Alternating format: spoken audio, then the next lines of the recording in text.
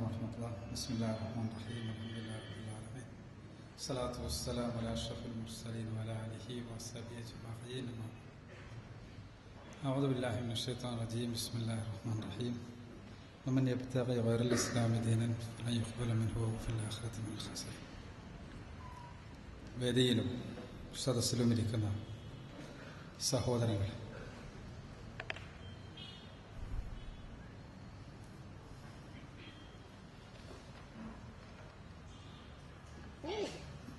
ചരിത്രത്തിൽ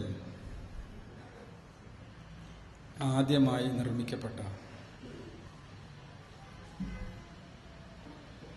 യൂണിവേഴ്സിറ്റി ഏതാണ് എന്ന ചോദ്യത്തിന്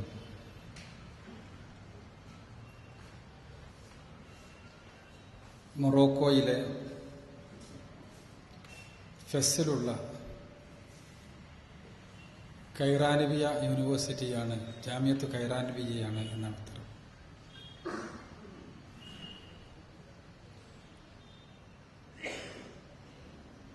പ്രവാചകൻ സല്ലല്ലാഹു അലൈഹി വസല്ലമയ്ക്ക് ശേഷം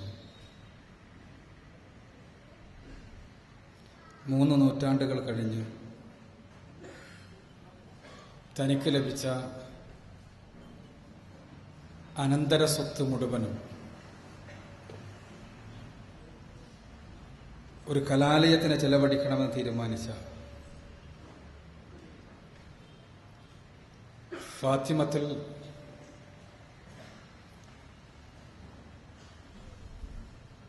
കൈറാനിവിയ എന്ന വനിതയുടെ സംഭാവന കൊണ്ട് നിർമ്മിച്ച ഈ യൂണിവേഴ്സിറ്റിക്ക് മുന്നിൽ ഇസ്ലാമിനെതിരെയുള്ള 2 ആരോപണങ്ങൾക്കുള്ള മറുപടി നേർക്കുനേരെ കണ്ടുകൊണ്ടിരിക്കുന്നതിനിടക്കാണ്, അഥവാ ഇസ്ലാമിലെ പെണ്ണ് അവകാശമില്ലാത്തവളാണ് എന്നും ഇസ്ലാം വൈജ്ഞാനിക വിപ്ലവത്തിന് മുന്നിൽ പുറംതിരിഞ്ഞു നിൽക്കുന്ന ആദർശമാണ് എന്നുമുള്ള 2 ആരോപണങ്ങൾക്ക് കൃത്യമായി മറുപടി പറയുന്ന ഒരു സമുച്ചയത്തിന് മുന്നിൽ നിൽക്കുമ്പോഴാണ് ഇന്ത്യയിൽ നടന്നുകൊണ്ടിരിക്കുന്ന ഇപ്പോൾ നമ്മുടെ ചർച്ചാ വിഷയമായ ജാക്കിർ നായിക്കിനെതിരെയുള്ള നടപടികളെക്കുറിച്ചുള്ള വിവരങ്ങൾ ഞാൻ അറിയുന്നത്.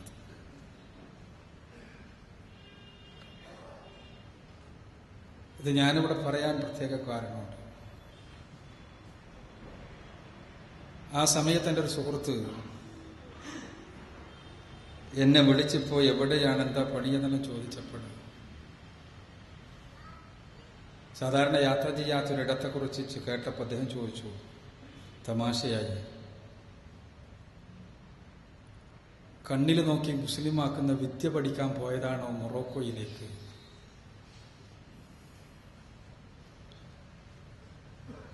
കാരണം അതൊരു തമാശയായി നമുക്ക് ആസ്വദിക്കാം. പക്ഷേ ഈ ചർച്ച നടന്നുകൊണ്ടിരിക്കുമ്പോൾ എനിക്കിതിൻ്റെ വളരെ ഗൗരവപരമായ വിഷയങ്ങളിലേക്ക് നമ്മൾ കടന്നുപോയോ എന്നിപ്പോഴും സംശയത്തിലാണ്. കാരണം ജാക്കിർ നായിക്കിന്റെ പ്രസംഗങ്ങളിലെ ശരികളും ശരികേടുകളും, യോജിക്കാൻ പറ്റുന്നതും യോജിക്കാൻ പറ്റാത്തതും, അദ്ദേഹത്തിന്റെ സംസാരങ്ങൾ ഇവിടെ ഉണ്ടാക്കുന്ന കുഴപ്പങ്ങളും പ്രശ്നങ്ങളും, മുസ്ലിം സമുദായത്തിൽ വളർന്നു വന്നുകൊണ്ടിരിക്കുന്ന വ്യത്യസ്ത ഗ്രൂപ്പുകൾ സൃഷ്ടിക്കുന്ന തീവ്രതയും തീവ്രതയില്ലായ്മയും,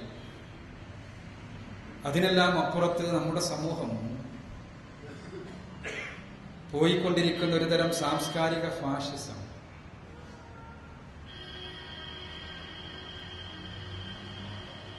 ഒരു തരത്തിലുള്ള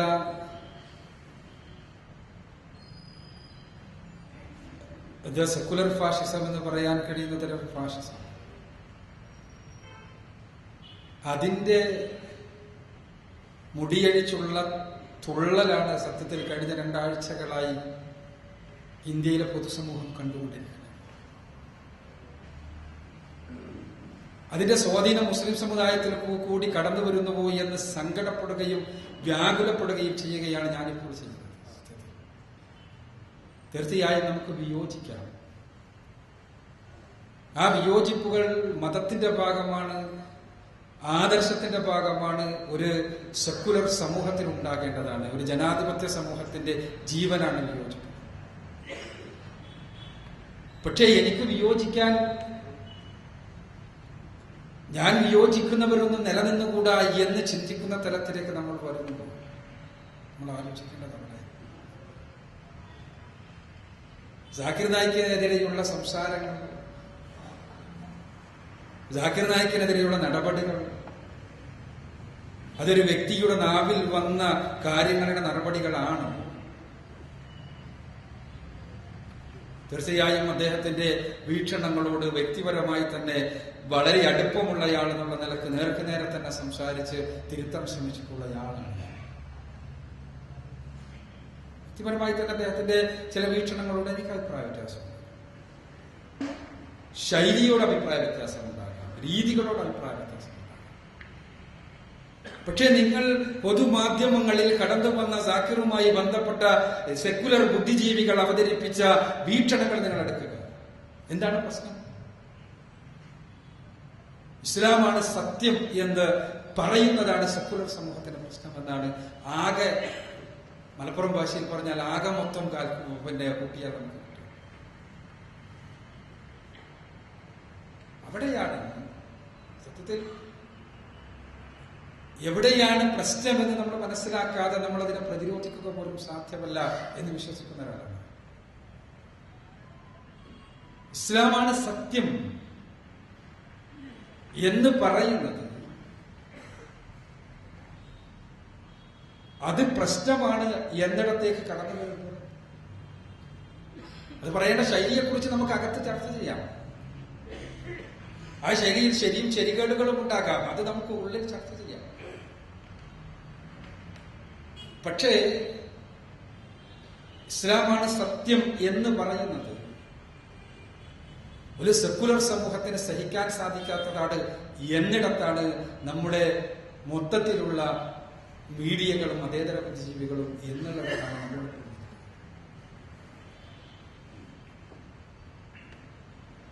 അവിടെ ഫാഷിസം ഒരു വശത്ത്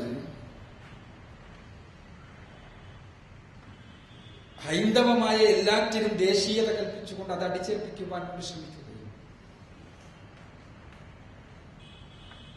അങ്ങനെ തന്നെ ഞാൻ പറയട്ടെ, അത് വളരെ സമർത്ഥമായി ദേശീയതയുടെ പേരിൽ, സാംസ്കാരിക തനിമയുടെ പേരിൽ അടിച്ചേൽപ്പിക്കാൻ ശ്രമിക്കുന്ന ഒരു തലം നിലനിൽക്കുകയും, ഇസ്ലാമാണ് സത്യമെന്ന് പറയുവാനുള്ള സ്വാതന്ത്ര്യം പോലും എടുത്തു കളയുവാൻ വേണ്ടി പരിശ്രമിക്കുകയും ചെയ്യുമ്പോൾ, ഭരണഘടന നൽകുന്ന ഒരു സ്വാതന്ത്ര്യത്തിനെതിരെയുള്ള കയ്യേറ്റം മാത്രമായല്ല നമ്മളത് കാണുന്നത്, മറിച്ച് മാനവികതയ്ക്കെതിരെയുള്ള കൃത്യമായ കടന്നുകയറ്റമായിട്ടാണ്. അതാണ് ഫാഷിസം. മാനവികതയ്ക്കെതിരെയുള്ള കടന്നുകയറ്റം. നമുക്ക് ഈ പോയ കുട്ടികളെ കുറിച്ച്, ഈ പോയ കുട്ടികളിലെ റിവേർട്സിനെ കുറിച്ച് ചിന്തിക്കാം, അവരെ വഴിതെറ്റിച്ച ആളുകളെ കുറിച്ച് പറയാം. പക്ഷേ അവർ ഇസ്ലാം സ്വീകരിച്ചു എന്ന് കരുതപ്പെടുന്ന പ്രദേശങ്ങൾ മുഴുവനും, അവിടെ മുഴുവനും അരിച്ചു പറക്കിക്കൊണ്ട് അവിടുത്തെ രേഖകൾ മുഴുവനും എടുത്തുകൊണ്ടു പോകുന്ന, അങ്ങനെ അവർ ഇസ്ലാം സ്വീകരിച്ചത് വലിയൊരു അപകടമാണ് എന്ന് പത്രങ്ങളിലൂടെ, മീഡിയകളിലൂടെ വരുത്തി തീർക്കുന്ന, അതിനെ നമ്മൾ ബേജാറോടുകൂടി, വേവലാതിയോടുകൂടി നോക്കിക്കാണുന്ന ഒരവസ്ഥാവിശേഷം ഉണ്ടാവുക അപകടകരമായ ഭാവിക്കുള്ള ചൂണ്ടുപടയുകയാണ് എന്ന് ഞാൻ വിചാരിക്കുന്നു. ഞാൻ വിശ്വസിക്കുന്നതാണ് സത്യം എന്ന് പറഞ്ഞത് തെറ്റാണെങ്കിൽ, അതാണ് ഫാഷിസമെങ്കിൽ, അതാണ് മതമൗലികവാദമെങ്കിൽ, മതമൗലികവാദത്തിന്റെ പ്രതിക് പട്ടികയിൽ നിൽക്കുക ആരൊക്കെയാണ്? ശ്രീശങ്കരൻ മുതൽ ഇങ്ങോട്ടുള്ള എല്ലാവരും. സ്വാഭാവികമാണ് ഒരാദർശത്തോടെ സത്യസന്ധതയുണ്ടാകും. ഒരാദർശം ശരിയാണെന്ന് ഒരാൾ വിശ്വസിക്കുന്നു, ആ ആദർശമാണ് ശരി എന്നയാൾ തുറന്നു പറഞ്ഞുകൊണ്ടേയിരിക്കുമെന്നുള്ളത് സ്വാഭാവികമാണ്. അത് മുസ്ലിമിന് മാത്രമല്ല, ലോകത്തെല്ലായിടത്തും ഇവിടെ സൂചിപ്പിച്ചതുപോലെ ഇസ്ലാമാണ് സത്യമെന്ന പ്രചാരണം കൊണ്ട് തന്നെയാണ് വെള്ളക്കാരും കറുത്തവരുമായ ആളുകൾ ഇസ്ലാം സ്വീകരിക്കുന്ന അവസ്ഥാവിശേഷമുണ്ട്. അത് തടയിടുവാൻ വേണ്ടിയാണ് ഇത്തരം എല്ലാ ഭീകരതകളും എന്ന് വിശ്വസിക്കുന്ന ഒരാളാണ്. ലോകത്തേക്കും ഒരു പുസ്തകമുണ്ട്, കിരൺ ന്യൂകർക്ക് എന്ന് പറയുന്ന ഒരു സോഷ്യൽ ആന്ത്രോപോളജിസ്റ്റ് ആണ് പുസ്തകം എഴുതിയത്. പുസ്തകത്തിന്റെ തലക്കെട്ട് വിമൻ എംബ്രേസിംഗ് ഇസ്ലാം. വലിയ പുസ്തകമാണ്, ഒരു തിസീസാണ്. ആ പുസ്തകത്തിന്റെ പ്രീഫേസിൽ അവർ പറയുന്നത്, കഴിഞ്ഞ 4 പതിറ്റാണ്ട് കാലമായി പാശ്ചാത്യ ലോകത്തെ ഏറ്റവും ശക്തമായ ആയുധമായ മീഡിയ ഉപയോഗിച്ച് പെണ്ണ് അടിച്ചമർത്തപ്പെടുകയാണ്.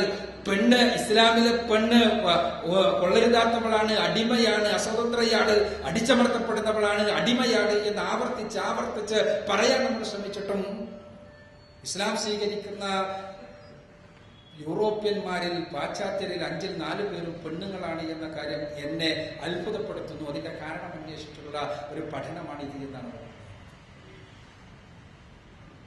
ഇതൊരു സത്യമുണ്ട്. അവിടെ ഇസ്ലാമിനെ തമസ്കരിക്കാതെ നിലനിൽക്കുവാൻ കഴിയില്ല എന്നുള്ളത് ഒരു തിന്മയുടെ ആളുകളുടെ അവരുടെ മുന്നിലുള്ള ഒരു വലിയ സത്യമാണ്. അവിടെ ഇസ്ലാമാണ് സത്യമെന്ന് പറയാനുള്ള, അത് സമർത്ഥിക്കുവാനുള്ള, അത് ലോകത്തോട് വിളിച്ചു പറയുവാനുള്ള എല്ലാ അവസരങ്ങളും നഷ്ടപ്പെടുത്തുക എന്നിടത്ത് നിലനിൽക്കണമോ എന്നാണ് നമ്മൾ ആലോചിക്കുന്നത്. തീർച്ചയായും. പക്ഷെ അത് നമ്മൾ ചർച്ച ചെയ്യേണ്ട വേദികൾ അത്തരം വേദികളാണ്. എനിക്കിഷ്ടമില്ല എന്നതുകൊണ്ട്, എനിക്ക് ഭീകരമാണ് എന്ന് തോന്നുന്നത് കൊണ്ട് എന്റെ സ്വാമിയോട് താടി പഠിക്കാൻ ഞാൻ പറയുമ്പോൾ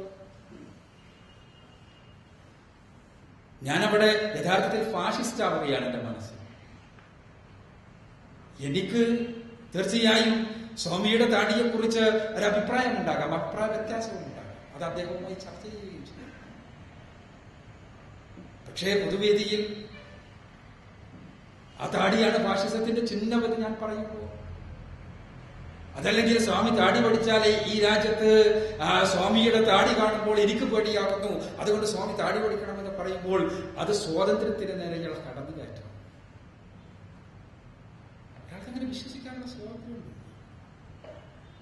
അത് ആചരിക്കാനുള്ള സ്വാതന്ത്ര്യമുണ്ട്. അത് നാടിന് അപകടമാകുമ്പോ, അത് സമൂഹത്തിൽ അപകടകരമായ ത്വരകൾ ഉണ്ടാക്കുമ്പോൾ അവിടെ പരിശോധിക്കേണ്ടതുണ്ട്. തീർച്ചയായും അവിടെ നമ്മൾ സ്വയം അവിടെ ഒരു ഫാഷിസ്റ്റുകളാകുന്നുവോ എന്ന് നമ്മൾ ആലോചിക്കണം. ആ രംഗത്ത് പോലും ഞാനിവിടെ കുറ്റങ്ങൾ പറയുകയാണ്. എന്റെ പങ്കന്മാരൊന്നും മുഖം മറക്കുന്നവരല്ല, ഭാര്യമാരുമല്ല. പക്ഷേ മുഖം മറക്കുന്ന പെണ്ണിനെ ഒരു മതേതര സമൂഹത്തിൽ നിലനിൽക്കുവാൻ ഒരു അവകാശവുമില്ല എന്ന രൂപത്തിലുള്ള ചർച്ച വരുമ്പോ ഞാൻ പറയും, അത് മതനിരപേക്ഷതയുടെ സത്യക്കെതിരാണ്. ഒരു മുസ്ലിം പെണ്ണിന്, മുസ്ലിം അല്ല ഏത് പെണ്ണിനാകട്ടെ, പുരുഷനാകട്ടെ, അവർക്കിഷ്ടമുള്ള, അവരെ അടിച്ചേൽപ്പിക്കേണ്ട വസ്ത്രം എന്നല്ല ഞാൻ പറയുന്നത്. അവർക്കിഷ്ടമുള്ള ഒരു വസ്ത്രം ധരിച്ചുകൊണ്ട് പൊതുസമൂഹത്തിൽ നിലനിൽക്കാനുള്ള സ്വാതന്ത്ര്യം നഷ്ടപ്പെടുത്തണം എന്ന രൂപത്തിൽ നമ്മൾ ചർച്ച വരുമ്പോ അത് നമ്മുടെ ഒരു തരത്തിലുള്ള ഫാഷിസത്തെയാണ് അടയാളപ്പെടുത്തുന്നത്. തീർച്ചയായും നമുക്ക് അഭിപ്രായ വ്യത്യാസമുള്ളത് മതപരമായ വേദികളിൽ ചർച്ച ചെയ്യുകയും വേണം. പുതിയ കാലത്ത് അത്തരം വേഷങ്ങൾ എത്രത്തോളം ഗുണം ചെയ്യുമെന്നും ഗുണം ചെയ്യില്ല എന്നും അതിനെത്രത്തോളം മതപരമായ അടിത്തറയുണ്ട് എന്നുമെല്ലാം നമുക്ക് ചർച്ചയാകാം. പക്ഷെ എനിക്കിഷ്ടമില്ല എന്നതുകൊണ്ട്, ഞാൻ വിചാരിക്കുന്ന ഒരു ഇസ്ലാമിന്റെ പതിപ്പല്ലാതെ എന്നതുകൊണ്ട് അത് ഈ സമൂഹത്തിൽ നിലനിന്നുകൂടാ എന്ന് ഞാൻ വാദിക്കുന്നിടത്ത് എന്നിലേക്ക് ഞാനറിയാതെ ഫാഷിസം കടന്നു വരുന്നു എന്ന് ഞാൻ വിശ്വസിക്കുന്നു. ഈ ഫാഷിസം വളരുകയാണ്. അത് കുറച്ച് വളരുമ്പോൾ ഇപ്പറഞ്ഞ ഹിന്ദു ഫാഷിസമായി മാറുകയാണ്.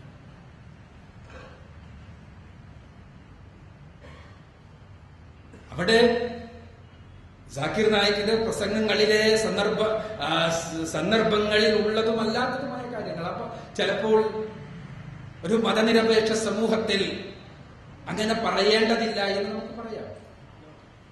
അങ്ങനെയല്ല പറയേണ്ടത്. അതിൽ അഭിപ്രായ വ്യത്യാസങ്ങൾ ഉണ്ടാകാം, അതിൽ സംസാരങ്ങളുണ്ട്.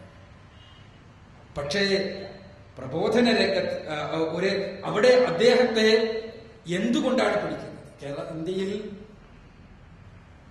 ഇസ്ലാമിക പ്രബോധന രംഗത്ത് തന്നെ ഉള്ള ഒരുപാട് ആളുകളുണ്ട്.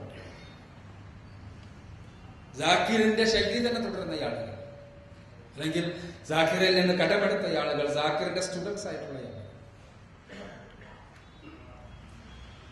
പക്ഷെ ഇവിടെ അദ്ദേഹത്തെക്കാൾ തീവ്രമായി സംസാരിക്കുന്നവരുമുണ്ട്. ഇവിടെ അന്താരാഷ്ട്ര പ്രശസ്തനായ ഒരു വ്യക്തിയെ പിടിച്ചുകൊണ്ട് ആരെയാണ് ഭയപ്പെടുത്താൻ ശ്രമിക്കുന്നത്? ആരെയാണ് ഭയപ്പെടുത്താൻ ശ്രമിക്കുന്നത്? ഇത്രയെല്ലാം സംവിധാനങ്ങളുള്ള ഒരാൾക്ക് പോലും ഇന്ത്യയിൽ കാലുകുത്താൻ കഴിയാത്തൊരവസ്ഥാവിശേഷം സൃഷ്ടിച്ചുകൊണ്ട് എന്തിനെയാണ് ഭയപ്പെടുത്താൻ ശ്രമിക്കുന്നത്? കേരളത്തിലെ ഒരവസ്ഥ നിങ്ങൾ എടുക്കുക. ഇസ്ലാമിക പ്രബോധനം തുറന്നു പറയട്ടെ വളരെ സജീവമായി കേരളത്തിൽ നടക്കും. ഇപ്പോൾ ഇന്നലെയും മിനിയാന്നൊന്നുമല്ല, പതിറ്റാണ്ടുകളായി നടന്നുകൊണ്ടിരിക്കും. മാലിക് ദിനാരുടെ കാലത്ത് തുടങ്ങിയതാണ്. എന്റെയും നിങ്ങളുടെയും പൂർവ്വപിതാക്കൾ, പൂർവ്വമാതാക്കൾ അവരെല്ലാവരും ഹിന്ദുക്കളും ക്രിസ്ത്യാനികളുമായി. അവർ ഇസ്ലാം സ്വീകരിച്ചത് കൊണ്ടാണ് കേരളത്തിലെ മുസ്ലിം സമൂഹം മാന്യമായ രീതിയിലുള്ള പ്രബോധനം തന്നെയാണ് എങ്ങും നിർവഹിക്കപ്പെട്ടു പോന്നിട്ടുള്ളത്.